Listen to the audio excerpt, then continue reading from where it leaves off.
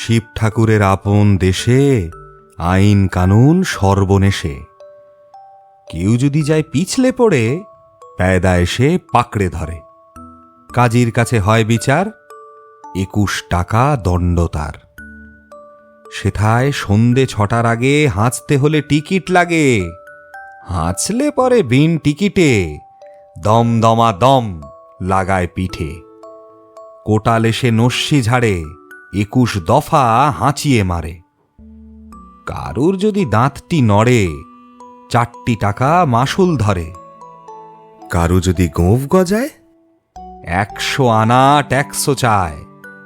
খুঁচিয়ে পিঠে গুঁজিয়ে ঘাড়, সেলাম ঠোকায় 21 বার।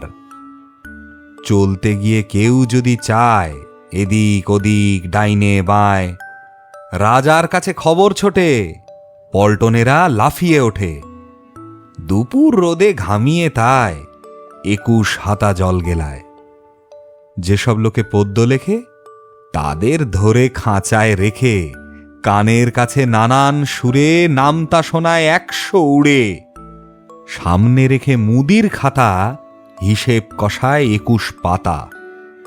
হঠাৎ সেথায় রাত দুপুরে নাক ডাকলে ঘুমের ঘোরে, অমনি তেড়ে মাথায় ঘষে গোবর গুলে বেলের কষে 21টি পাক ঘুরিয়ে তাকে 21 ঘণ্টা ঝুলিয়ে রাখে।